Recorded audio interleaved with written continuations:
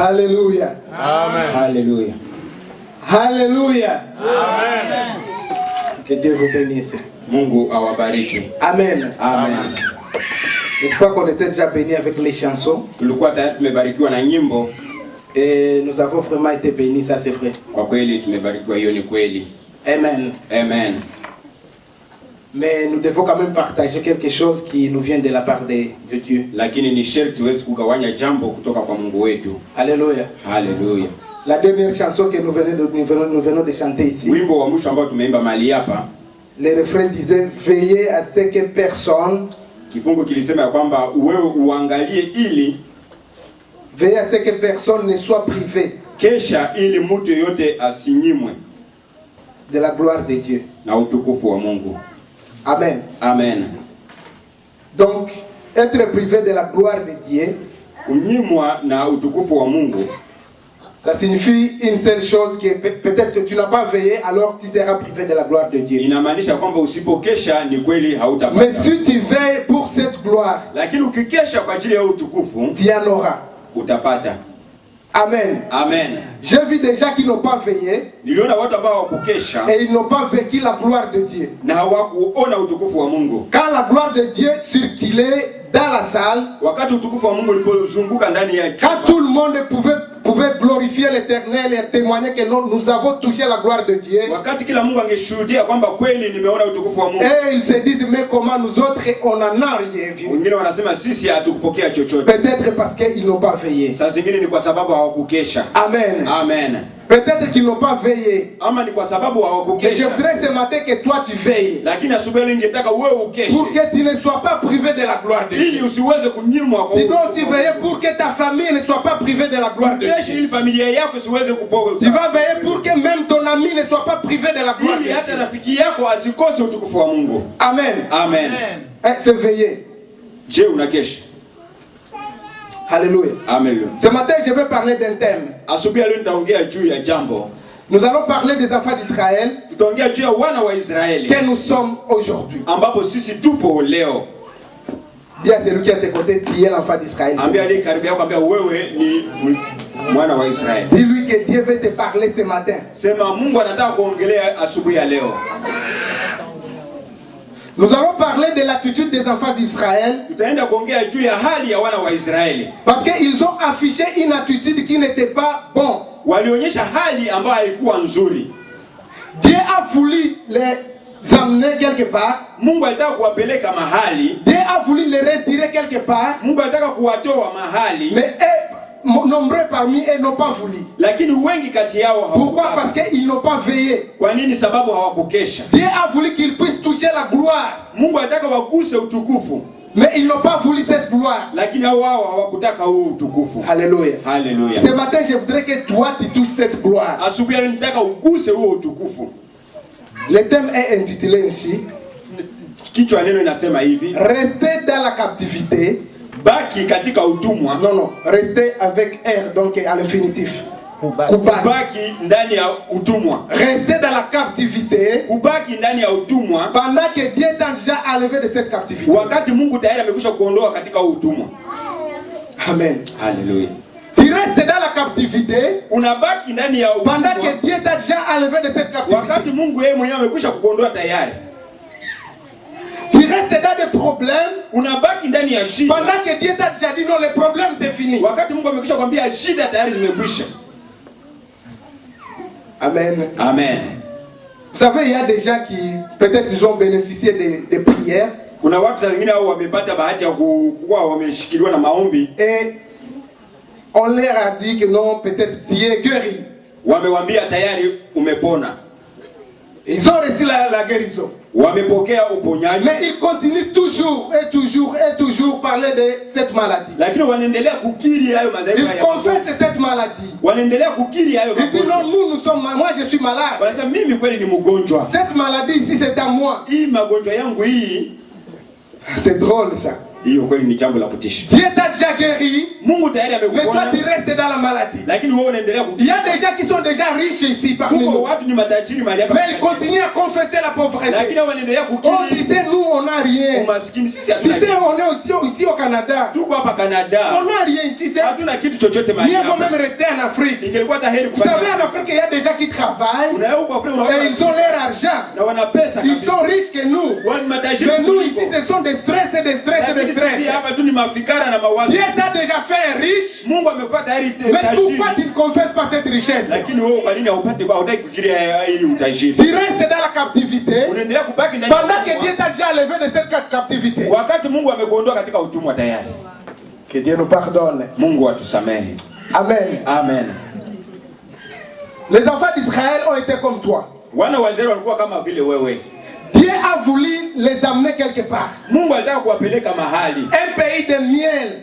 Nchi ambayo Un inazaa pays du asali, lait. ambayo inazaa Il maziwa. faut boire du lait. Watakunywa Il maziwa, faut manger le miel. watakula asali. Donc la vie sera vraiment à l'aise. Kwa hiyo maisha kweli yatakuwa sambamba. Et Dieu, quand Dieu les ordonne de quitter le pays, Na wakati Mungu anawaamuru kutoka, beaucoup d'entre eux ne voulaient pas quitter le pays. wengi kati yao hawakutaka kuondoka. Ils ont oublié qu'ils étaient dans la captivité. Walisahau ya kwamba wako katika Ils utumwa. ont oublié qu'ils passaient dans des souffrances. Walisahau kama kwamba Ils ont wameteseka. oublié qu'ils avaient beaucoup de problèmes. Walisahau kama walikuwa na shida nyingi. Ils ont oublié. Walisahau.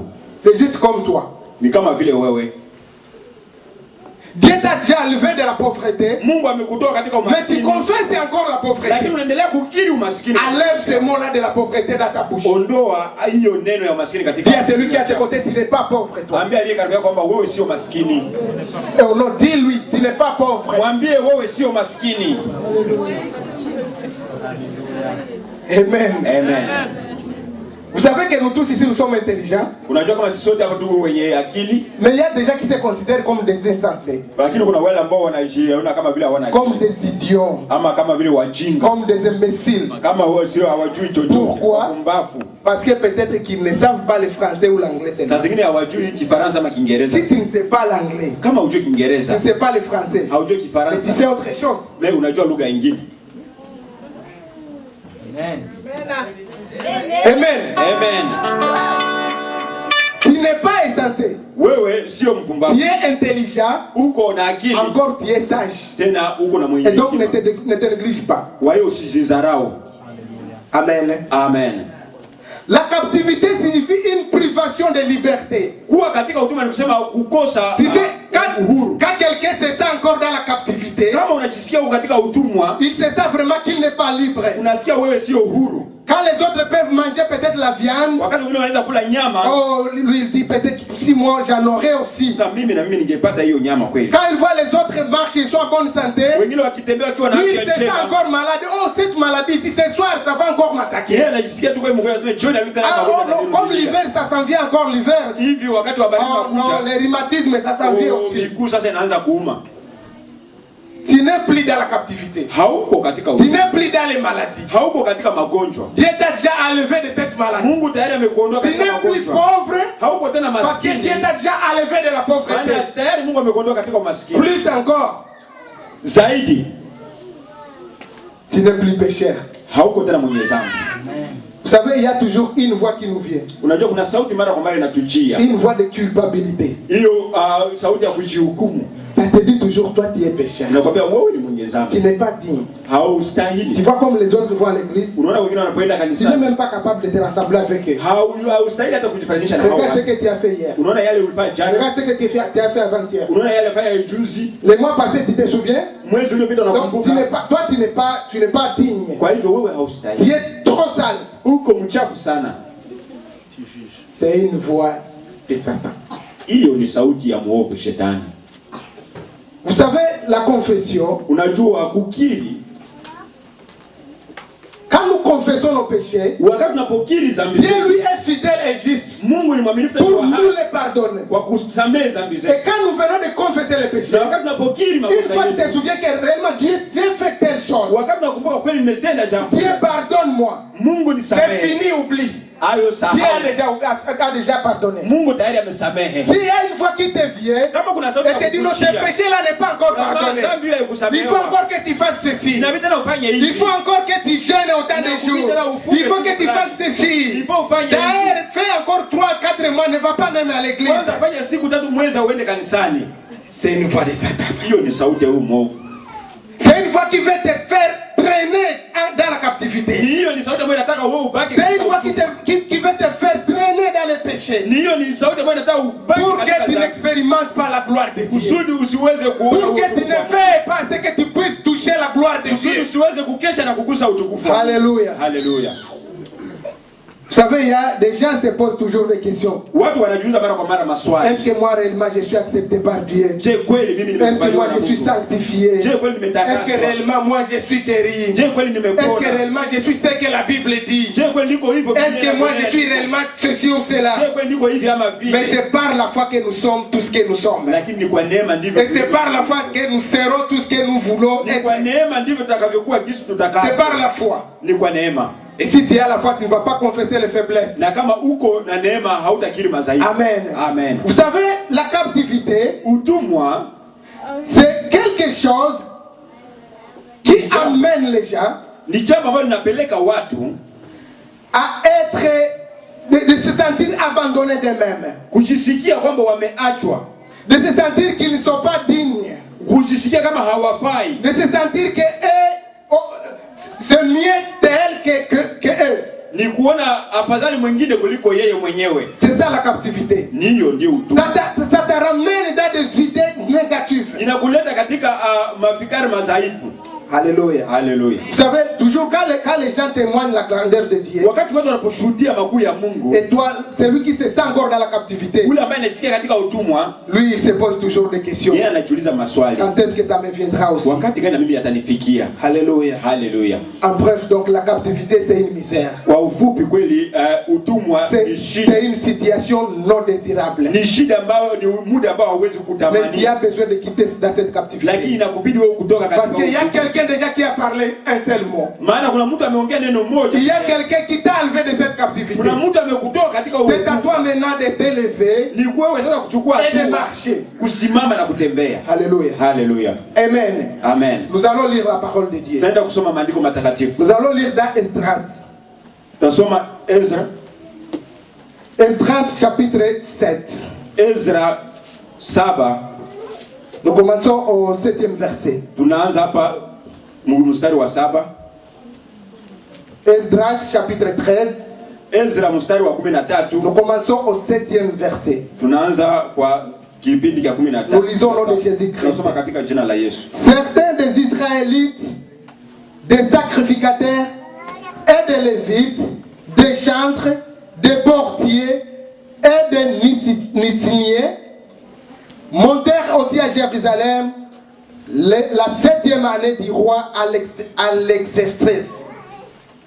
Esdras arriva à Jérusalem au 5e mois de la 7e année du roi.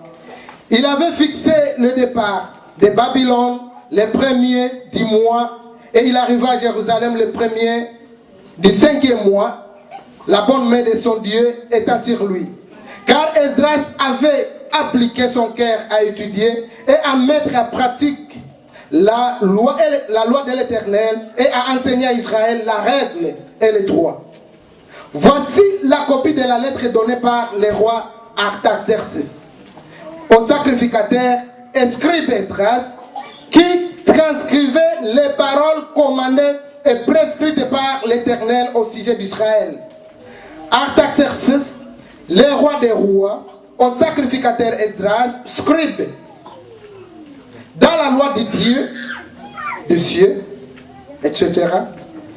J'ai donné ordre de laisser partir avec toi tous ceux du peuple d'Israël et ce sacrificateur et de ces Lévites qui se trouvent dans mon royaume et qui sont disposés à partir pour Jérusalem. Amen. Tunasoma Ezra sura 7 mstari wa 7 hadi 13.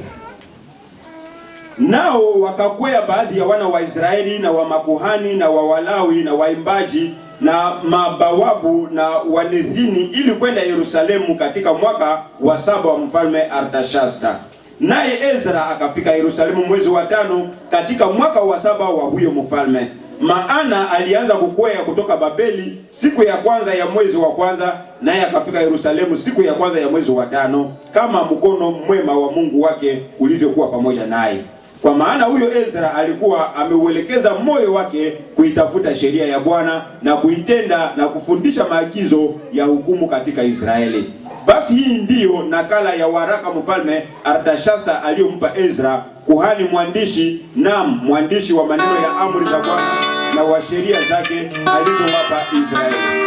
Artashasta mfalme wa wafalme kwa Ezra kuhani, mwandishi wa torati ya Mungu wa mbinguni, salamu kamili wakazalika. Natoa amri ya kwamba wote walio wa watu wa Israeli na makuhani wao na Walawi katika ufalme wangu wenye nia ya kwenda Yerusalemu kwa hiari yao wenyewe waende pamoja nawe. Amen. Amen. Amen. Amen. Amen. Ça c'est l'histoire des enfants d'Israël. Hii ni historia wana wa Israeli. Les enfants d'Israël ont commis beaucoup de péchés. Wana wa Israeli wametenda maovu mengi. Et voilà qu'ils sont partis en captivité. Na hapo sasa wameenda katika utumwa. Alléluia. Alléluia. Ils sont partis dans la captivité. Wameenda katika utumwa. Il y a le roi Nebuchadnezzar. Kuna mfalme Nebukadneza qui les prend en captivité. Amewachukua mateka. Et la parole était venue déjà au prophète Jérémie. Na jambo lilimjia nabii Yeremia tayari. Dieu dit à Jérémie ceci. Mungu akamwambia Yeremia, va dire aux enfants d'Israël. Enda uambie wana wa Israeli. Ils ont commis autant de péchés. Wametenda maovu. Ils ont offensé. Na wamekosa. Et voilà qu'ils doivent partir en captivité. Na sasa wataenda katika utumwa. On va les déporter dans un autre pays. Watawachukua katika et leur pays sera dominé par un autre peuple. Na nchi yao itatawaliwa na ufalme mwingine. J'aime mon Dieu. Nimependa Mungu wangu. Parce qu'avant de faire quelque chose, mbele ya kutenda jambo, il avise toujours ses fils. Anatayarisha. Il avise toujours ses enfants. Anaonya watu. Avant que Dieu te frappe, mbele Mungu akupige, tu le sauras. Utajua. Dieu ne frappe pas par surprise. Mungu hajapiga kwa kushitukia. Quand quelqu'un veut être frappé par Dieu, kama mtu atapigwa ama même s'il n'y a pas quelqu'un qui lui vient, non, tu sais, Dieu a dit ceci ou cela. Hakuna mtu atamjia kumwambia unajua Mungu anafanya hivi na hivi. Lui-même, il va commencer à se sentir que quelque chose ne va pas. Yeye mwenyewe ataanza kujihisi kuna jambo. Lui-même, il sait ça que il y a une voix qui lui parle. Atasikia kuna sauti na Mungu. Que ce que tu es en train de faire toi, yale ambayo unayatenda wewe, il y a une frappe qui vient sur toi. Muna jambo Mungu atakuchapa. Amen. Amen.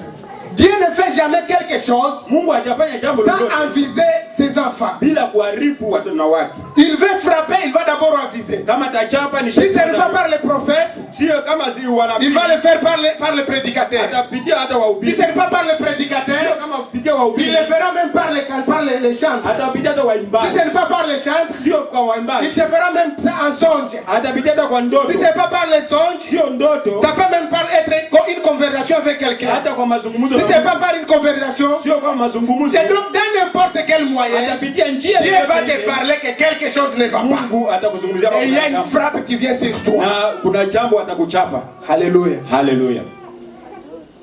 Dieu avise aux enfants d'Israël. Mungu anaarifu wana wa Israeli. Vous avez commis des péchés. Mumetenda maovu. Vous avez commis des péchés et moi je dois vous frapper. Mumetenda maovu na mimi si vous voulez, répentez-vous bien avant. Kama mtaki anza kutubu. Et Jérémie a donné ce message. Na Yeremia amepana hiyo ujumbe. Ils n'ont pas voulu accepter ce message. Hawakutaka kukubali huo ujumbe. Il y a le roi Nebuchadnezzar maintenant. Mfalme Nebukadneza. Le roi de Babylone. Mfalme wa Babylone. Il est venu avec sa troupe. Amekuja na majeshi yake. Et ils les ont déportés. Na amewachukua mateka huko Babylone. Amen. Amen. Les enfants d'Israël ont été déportés 3 fois. Wana wa Israeli walichukuliwa mateka mara 3. La première fois ils n'ont pas écouté. Wakati wa kwanza hawakusikia. La deuxième fois ils n'ont pas écouté. Wakati ya pili hawakusikia. Et la troisième fois ils n'ont pas écouté. Wakati wa tatu pia hawakusikia. Alors la troisième fois c'est ce que nous sommes en train de parler ici. Hiyo ambayo tunaongelea sasa ni wakati wa tatu. Ils sont à Babylone pendant longtemps. Wako huko Babylone muda mwingi. Pendant 70 ans. Wakati miaka 70. Et il y a encore une parole qui vient. Na kuna jambo neno linakuja. Que ces enfants doivent être libérés. Hawa wana wangu ni Ils doivent rentrer à Jérusalem. Ni warudi Yerusalemu. En Israël. Israël, bien sûr, kwa Israeli pour aller construire le temple de ili Dieu. waende wakajenge tena huko hekalu la Mungu. Amen. Hallelujah. Parce que le temple était déjà détruit. Sababu hiyo hekalu tayari ilikuwa imebomolewa. Nebuchadnezzar, lui, il était venu dans le temple. Nebukadneza alikuja Et il avait apporté tous les biens dans le temple. na alichukua mambo yote. Comme il pouvait venir peut-être dans ce temple Kama ici. vile angekuja mahali hapa, Il prend l'altar, anakamata il prend le microphone, il prend les chaises et il s'en va avec. na anaenda navyo vyote. Et pas seulement avec les choses, Sio tu na vitu, aussi avec les gens. na watu wote pia. Que Dieu nous pardonne. Mungu Et atusamehe. ça c'était l'accomplissement de la parole de Dieu. Na hiyo ilikuwa utimilifu wa neno la Parce que les Mungu. enfants d'Israël n'ont pas écouté la Sababu parole. wana wa Israeli Ils n'ont hawakusikia pas sauti ya écouté Mungu. les injonctions de Dieu. Hawakusikia maagizo ya Mungu. Alors la parole s'est accomplie. Na kwa hiyo neno Et likatimilika. voilà que Nebuchadnezzar les déporte pour toi, pour la troisième fois. Ona sasa Nebukadneza na wachukua mara Mais ya. heureusement que Dieu les aime quand même. Oh, bahati nzuri ni kwamba Mungu Dieu, alikuwa angalia Dieu wapenda. voudrait encore qu'ils puissent toucher la gloire. Mungu alitaka tena waguse utukufu Qu'ils wake. puissent encore une fois se réjouir. Na wakati mwingine tena wafurahi. Et Dieu avait un seul objectif. Na Mungu alikuwa na Dit non, ces lengo enfants moja. doivent aller encore à Jérusalem Hao wana wa Israeli shiki pour warudi aller tena reconstruire le temple qui était détruit. ili waende wajenge tena hekalu Vous savez, lililobomolewa. quand Dieu t'enlève quelque part, Ndio Mungu akaanza na kutoa mahali. c'est avec un objectif. Ni ana lengo. Si Dieu t'a sauvé, Kama Mungu c'est alikuokoa, pas parce que non, il veut te voir seulement t'asseoir comme ça dans l'église. sio sababu Mungu anataka uketi tu kanisani, Hein? Être seulement là le dimanche. uketi pale kila Donc Jumapili. il veut que tu fasses quelque chose pour lui. Anataka ufanye jambo. Alléluia. Haleluya. Dans la maison de l'Éternel, Katika nyumba ya Mungu il y a beaucoup à faire. kunakuwa mambo mengi ya kufanya. Tu peux pas te dire non, moi je n'ai pas le don de prêcher. Mimi sina J'ai pas hiyo le karama don ya de chanter. kuhubiri au kama ya kuimba. Si tu n'as pas le don de chanter, Kama una karama ya tu peux kuimba, avoir le don de diaconat. unaweza kuwa shemasi. Tu peux avoir le don même d'offrir. Unaweza kuwa hata na karama ya kutoa. Tu peux avoir le don d'amour. Unaweza kuwa na karama ya Tu upendo. peux avoir n'importe quoi dans la Unaweza maison kuwa de na chochote l'Éternel. kile katika nyumba ya Mungu. Amen. Amen. Tu dois t'identifier quelque part. Unaweza sheti uwe Il mahali. n'y a pas longtemps que nous avons eu les dons. Comment Dieu distribue les dons Hakupita spirituels. siku nyingi tumepata namna gani Mungu anagawa vipawa. Les dons étaient plus de 20. Na kweli tunaona vipawa ni kama zaidi ya Toi, 20. tu dois te choisir un. Inabidi unachagua moja. Amen. Alléluia. Parce que si Dieu t'a sauvé, Kama Mungu c'est amekuokoa, parce qu'il veut que tu fasses quelque kwa chose. sababu anataka wewe Si utende Dieu jambo. enlève les enfants d'Israël à Babylone, Kama Mungu alitoa wana wa Israeli il kwa voulait qu'ils Babiloni, puissent y aller pour construire le temple de Dieu. alitaka warudi Yerusalemu ili Le temple de Dieu qui wajenge était déjà détruit, hekalu ambalo lilikuwa limebomolewa. il voulait qu'ils puissent encore le reconstruire. Alitaka tena waijenge upya. C'était l'objectif principal de Dieu. Hiyo ndio ilikuwa lengo la Mungu. Amen. Amen. Curieusement, Kwa bahati nzuri, il y en avait des gens qui ne voulaient pas partir. kulikuwa wale ambao hawakutaka kuondoka. Il y a un groupe de gens Kunakuwa kikundi cha qui watu étaient restés à Babylone. ambao walibaki huko Babiloni. Vous savez, c'est aussi une chance ou c'est une grâce. Unajua ni bahati ama ni neema. Quand quelqu'un peut être dans la souffrance Wakati Mungu anaweza kuwa mtu anaweza kuwa katika et shida c'est qu'il est dans la souffrance. na ajue kama yuko katika Vous shida. savez, si beaucoup de gens sont en train de souffrir, Kama watu wengi c'est wanateseka, parce qu'ils ne savent pas qu'ils sont en train de souffrir. ni kwa sababu hawajui kama wanateseka. Est-ce que vous êtes d'accord avec moi? Je, mnakubaliana na mimi? Et donc, l'information, Kwa hiyo kujua c'est une part de réussite dans la vie. ni sehemu ya kuweza Si katika. tu veux réussir, Kama unataka kuweza, cherchez d'abord à être informé. tafuta kwanza kujua.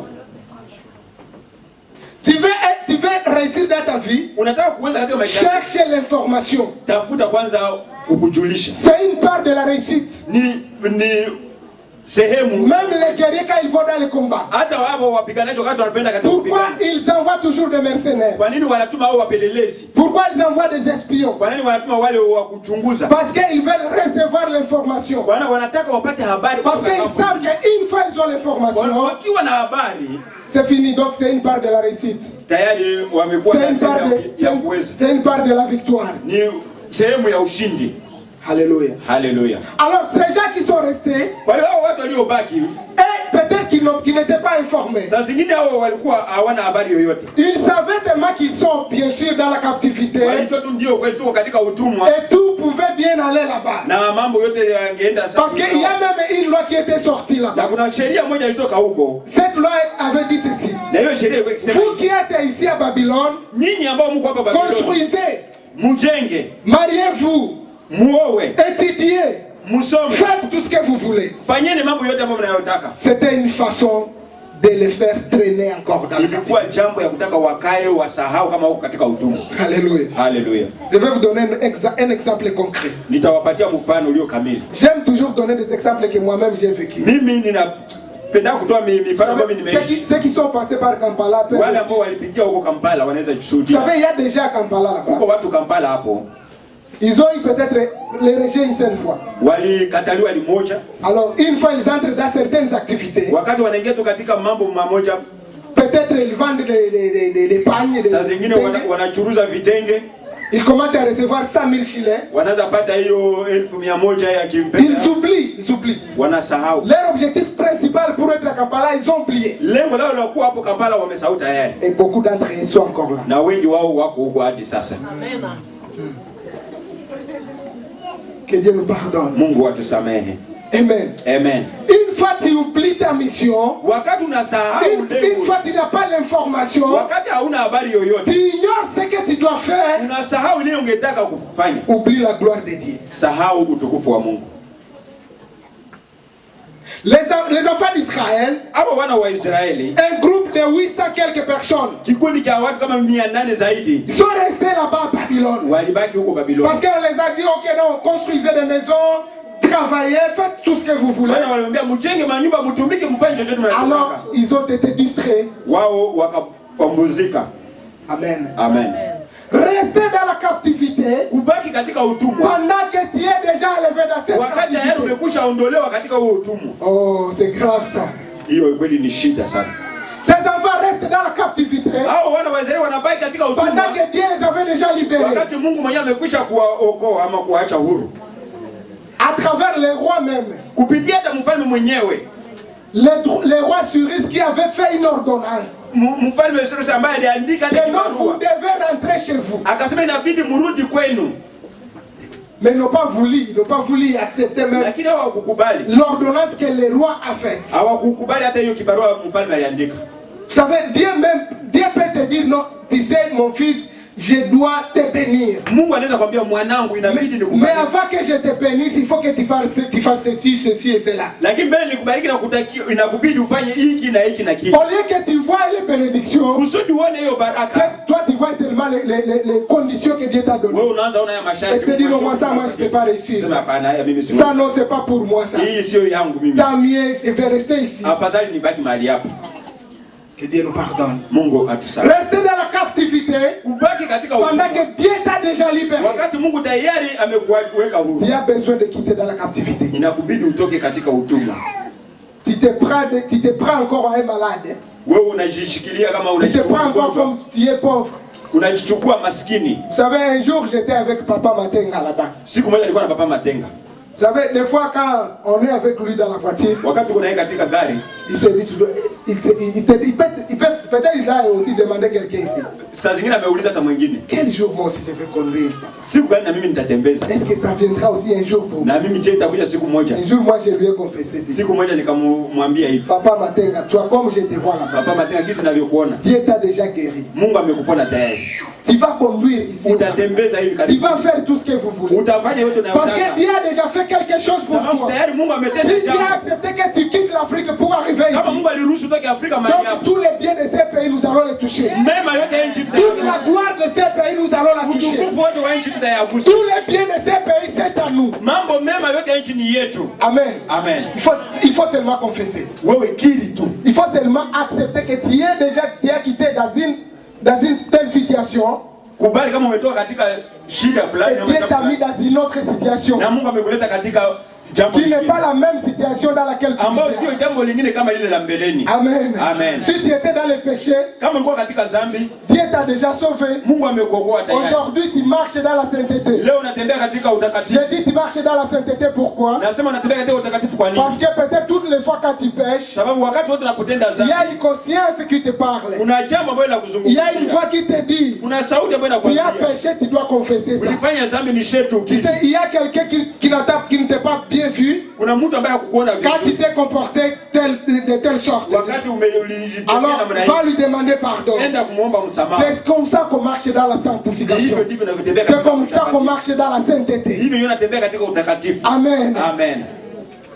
Le message passé que nous avons ici Ujumbe ambao tulipata mbeleni durant, je pense, 2 semaines. inapita wiki mbili. Ça nous prépare pour aller au ciel. Inatuandaa kwenda katika ufalme wa Baba. Amen. Amen. Pourquoi nous allons aller au ciel? Kwa nini tutaenda mbinguni? Parce que nous serons prêts à y aller. Kwa sababu tutakuwa tayari kwenda. Une autre fois, on se disait avec le frère Tony, Wakati mwingine tulikuwa tukizungumza, au ciel, nous irons au ciel, c'est par la foi. tutaenda mbinguni ni kwa imani.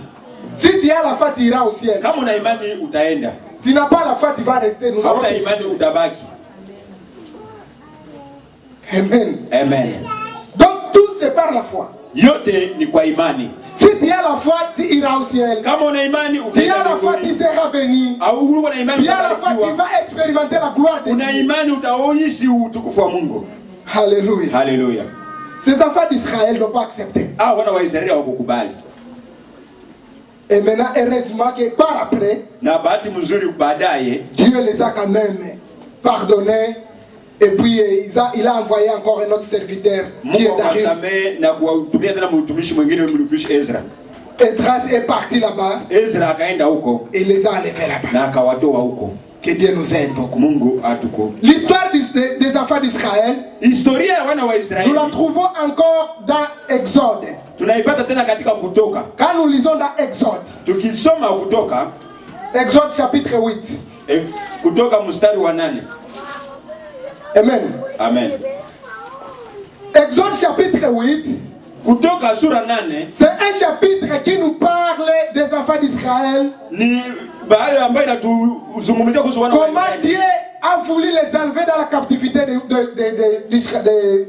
d'Égypte. Namna gani Mungu alitaka kuwatoa katika utumwa wa huko Misri. Amen. Amen. Dieu a envoyé son serviteur. Mungu akamtuma mtumishi Et wake. après avoir envoyé son serviteur, Na kisha kumtuma mtumishi wake, Dieu savait que le Pharaon aura un cœur dur. Mungu alijua kama Farao atakuwa na moyo mgumu. Alors Dieu a dit ceci. Mungu akasema hivi, Toi seulement, il faut que tu y ailles. wewe ni sheki uende huko. Et je te ferai des signes Na nitakufanyishia pour miujiza que je leur montre que moi je suis le Dieu d'Israël. ili nimuonyesha kwamba mimi ni Mungu wa Israeli. Amen. Amen.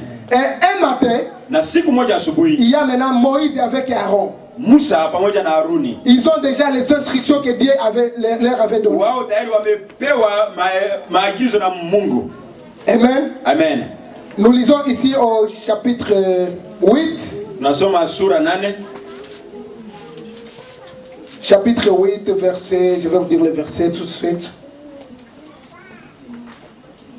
Oh, non, si on commence au chapitre 7, pour la première plaie. Sura 8 mstari wa 7.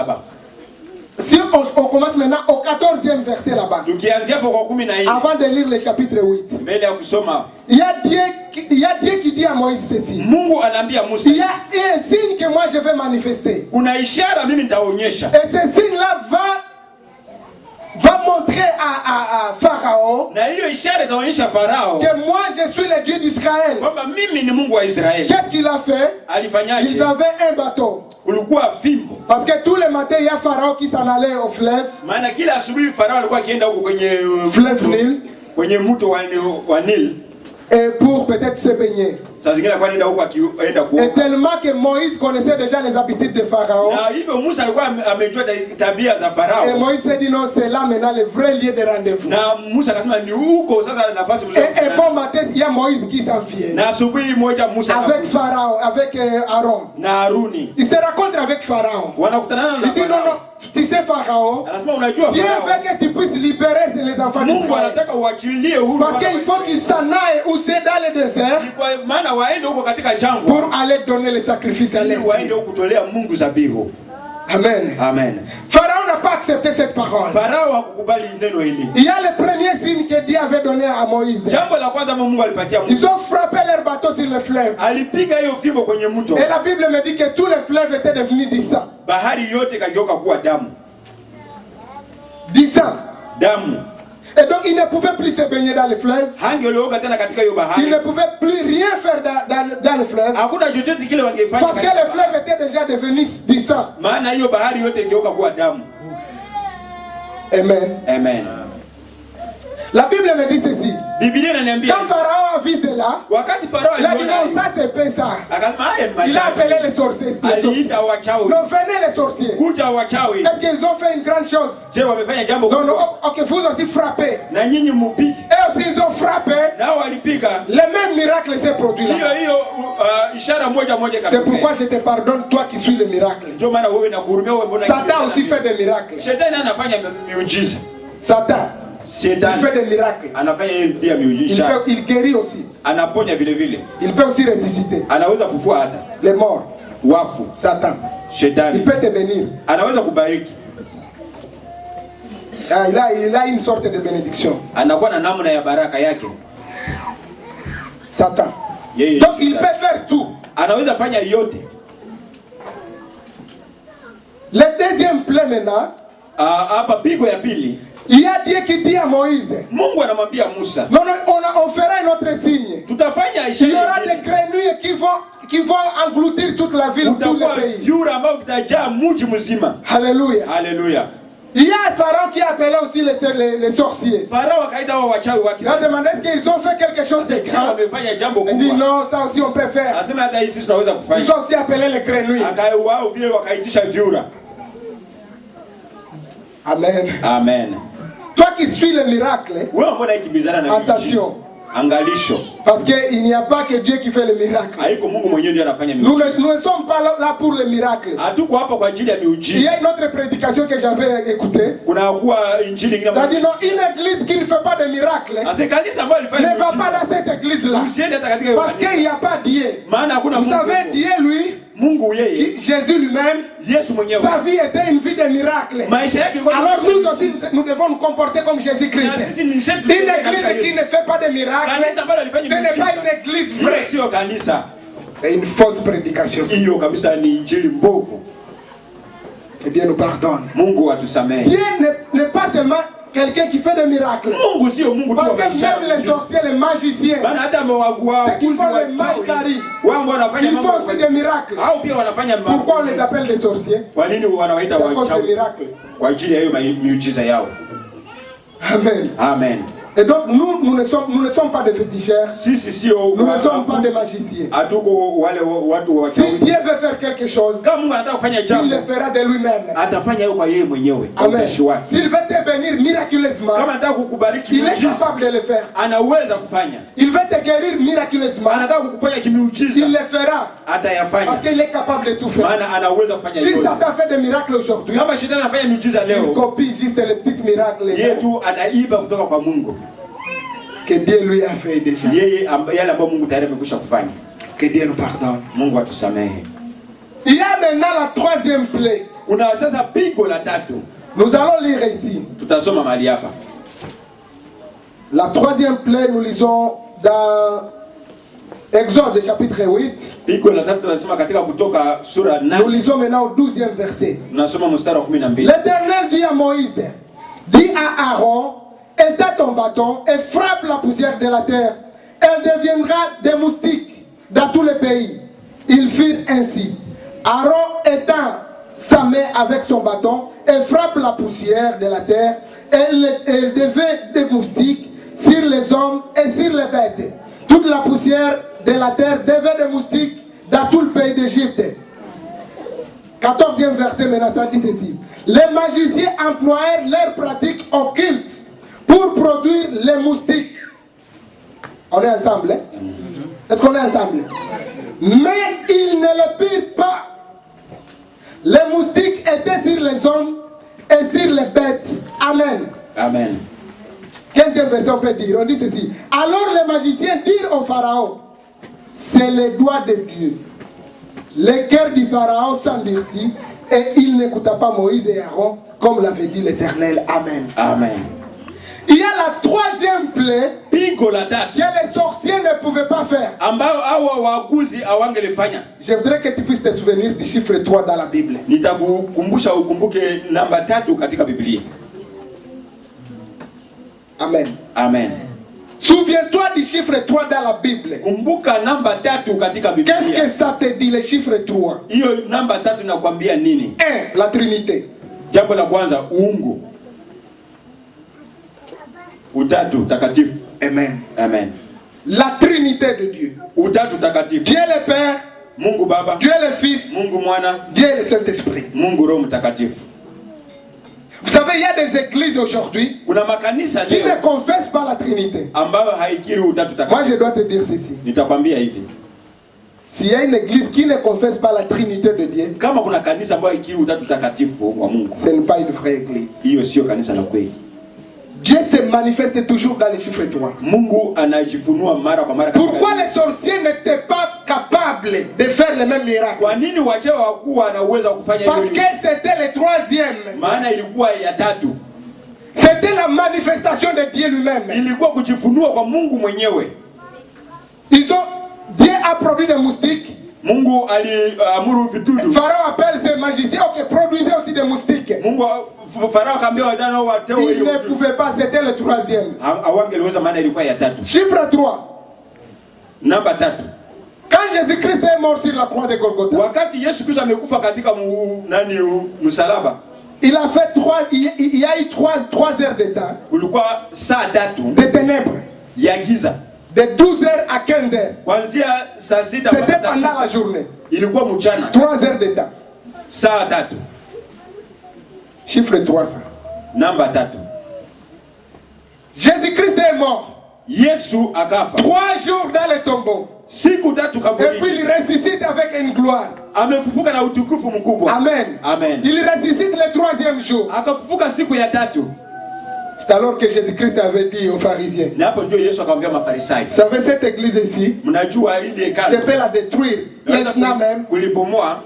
Et à 3 jours, na kisha siku 3 elle sera déjà construite.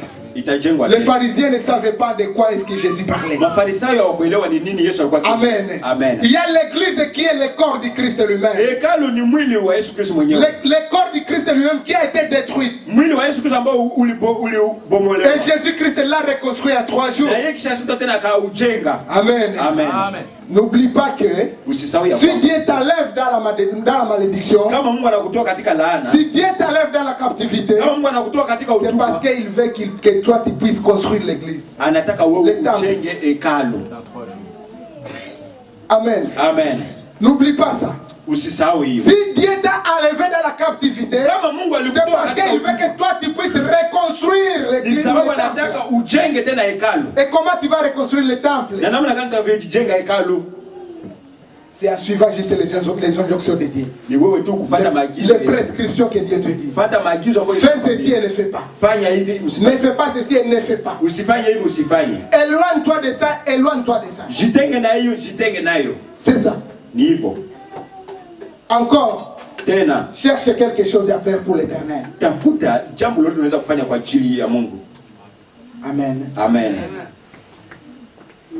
Le 3e miracle, ishara ya 3, c'était une manifestation de Dieu lui-même. Ilikuwa Mungu mwenyewe kujifunua. Et maintenant il y a eu la 4e plaie. Na kulikuwa sasa pigo la 4. Et à partir de la 4e plaie, kuanzia kupigo la 4, là les sorciers ne pouvaient plus s'approcher. Hapo parce que c'était maintenant Dieu. Maana ilikuwa Mungu mwenyewe. Mais il y avait seulement une parole de Dieu qui pouvait s'accomplir. Lakini kwa tu jambo la Mungu. Parce que Dieu avait dit que non, moi je vais endurcir le cœur de Pharaon. Maana Mungu alisema mimi nitafanya moyo wa Farao kuwa. Et même si donc s'il y aura des choses que les sorciers ne pouvaient pas faire, kama kulikuwa mambo ambayo wachawi wangelifanya, il sera toujours orgueilleux. Yeye atakuwa tu mwenye kiburi. Il ne va pas accepter. Hata kubali. Alléluia. Alléluia. Quand nous voyons maintenant la 4e plaie là-bas, tukiona sasa kwa pigo la 4, il y a maintenant le Pharaon qui se dit, Farao sasa anajabia. Il dit non, écoutez Moïse. Anasema sikiliza Musa. Moi je vais vous permettre d'aller. Mimi nitawaruhusu muende. Bon, mais avant de vous permettre d'aller, lakini mbele ni waruhusu. Il a dit que vous voulez aller au désert. Mnasema Mungu anataka mwende jangwani. Donner vos sacrifices là-bas. Mwende kutoa zabihu. OK, donnez les sacrifices ici même.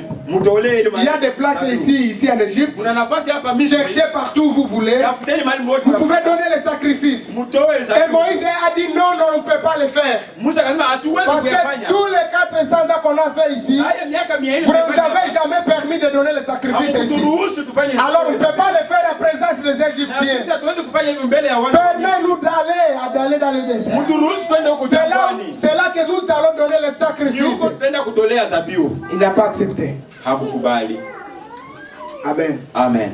Il y a eu maintenant la 5e plaie. Kunakuwa sasa pigo la 5. Il y a eu la 6e plaie. Pigo la 6. Il y a eu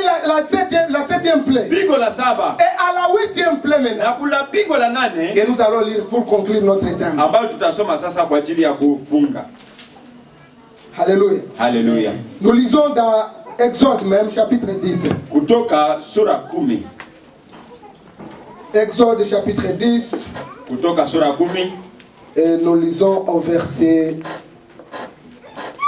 Nous allons commencer au premier verset là-bas. L'Éternel dit à Moïse, va vers Pharaon car c'est moi qui ai endurci son cœur et le cœur de ses serviteurs pour faire éclater mes signes au milieu d'eux.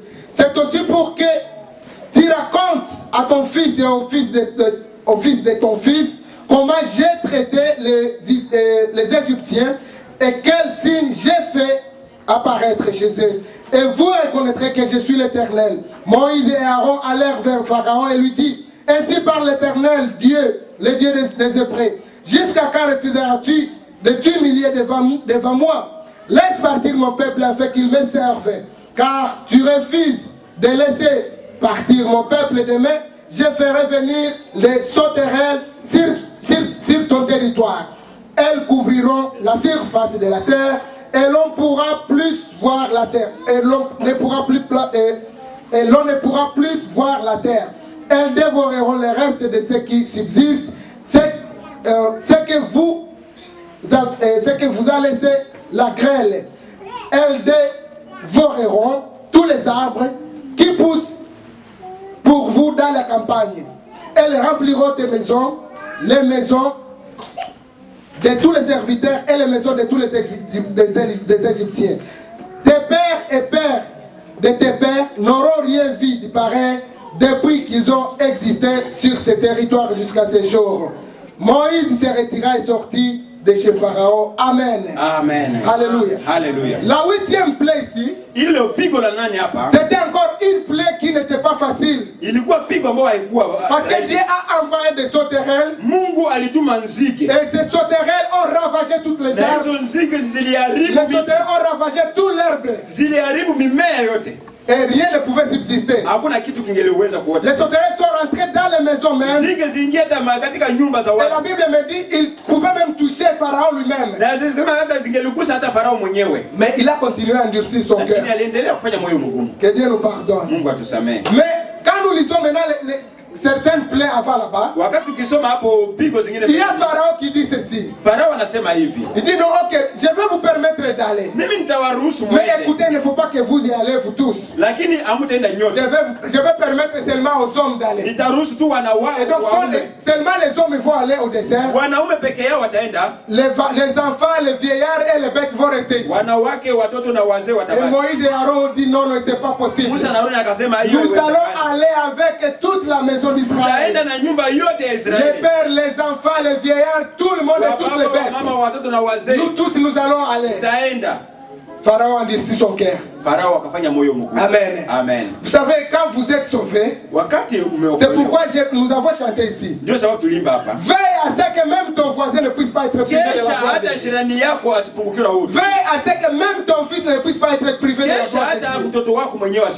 Moi, je me dis souvent que ça ne sera pas une bonne chose. Hein? Un jour, je me retrouve au ciel dans la gloire de Dieu. Et je cherche ma femme, elle n'est pas là. Je cherche mes enfants, ils ne sont pas là. Je dis toujours ceci. Dieu, donne-moi la grâce à entrer au ciel avec ma femme et mes enfants. Avec toute ma famille. Pourquoi pas avec mes amis? Pourquoi pas avec toute mon église? Alléluia. Pharaon dit non, toi tu dois aller tout seul. Seulement les hommes. On ne peut pas aller juste les hommes. Il n'y a pas d'homme sans femme. Et s'il y a des femmes et des hommes, il doit y avoir des enfants aussi. Et s'il y a des hommes, des femmes et des enfants, il doit y avoir de la richesse. Il doit y avoir la bétail. Amen. Amen. Pharaon dit, nous on va aller toute la famille.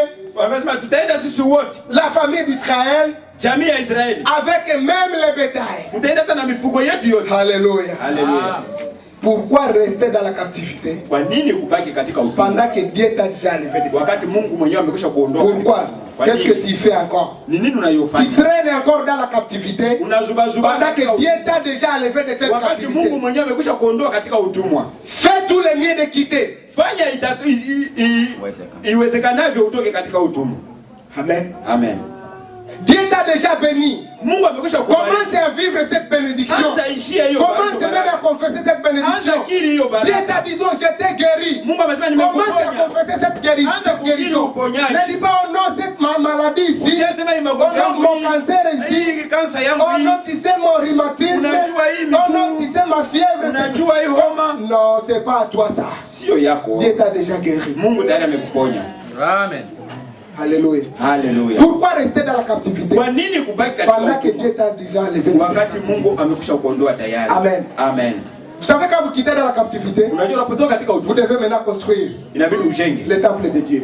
Jenga hekalu la Mungu. Comment vous allez construire le temple de Dieu? Namna Je utakavyojenga. te l'ai déjà dit. Nimekwambia. Prends cherche quelque chose à faire pour l'éternel. Tafuta kitu ya kufanyizia Mungu. Il y a d'autres gens qui détruisent le temple de Dieu. Kuna watu wengine wanabomoa, kazi yao ni kubomoa hekalu. Pourquoi Paul dit ceci? Paulo akasema, Ne savez-vous pas que vous êtes les temples, que vos corps sont les temples de Dieu? hamjui kama mili yenu ni hekalu la Mungu? Et maintenant, toi tu es en train de détruire le temple de Dieu Wewe unaanza kubomoa hekalu au lieu même de quoi? De le construire. bahali ya kulijenga. Tu détruis le temple de Dieu Unabomoa hekalu la Mungu avec la débauche, la Ujarati, fornication, uzinzi, le vol, wizi, la calomnie et kusengenya tout ce que tu peux na yale faire. yote ambayo unaweza kutenda. Tu es en train de détruire Huko nabomoa au lieu de faire quoi? bahali ya kujenga. Amen. Amen. Dieu veut que tu puisses rentrer Mungu anataka et urudi commencer maintenant à bâtir. na anza kujenga. Commencer à construire le temple de Dieu. Anza kujenga hekalu la Mungu. Et maintenant que tu vas marcher dans la gloire de Dieu. Na hapo ndipo utatembea katika utukufu wa Que Dieu Mungu. bénisse cette parole. Mungu abariki neno hili. Amen. Amen. Nous allons prier ensemble. Tunaomba pamoja. Éternel Dieu, nous te bénissons pour ta parole. Haleluya. Merci parce que tu nous as parlé ce matin. Yes. Nous voulons marcher dans ta gloire, Seigneur. Oh, yes. Nous voulons toucher, Seigneur, tes merveilles. Haleluya. Nous voulons toucher toutes les bénédictions que tu nous as préparées. Yes. Père éternel, Haleluya. fais de nous des gens vaillants qui vont sortir de la captivité. Alléluia. Nous ne voulons pas rester, Seigneur, dans des malédictions, dans des maladies. Yes. Nous voulons, Seigneur, quitter Oh. et nous voulons confesser la guérison. Nous voulons confesser la bénédiction. Yes. Nous voulons confesser la gloire, Seigneur. Alléluia. Fais que ton église puisse marcher maintenant dans la gloire, dans la victoire, Seigneur. Alléluia. Parce que nous ne sommes plus captifs, nous ne sommes plus, Seigneur, dans la captivité. Nous sommes maintenant libres, Seigneur. Et maintenant que nous proclamons ta liberté Alléluia. au milieu de nous. Merci, Seigneur, parce que tu nous as libérés. Tu nous aimes bien. Bénis ton peuple ici présent. Au nom de Jésus-Christ, j'ai ainsi prié. Amen. Amen.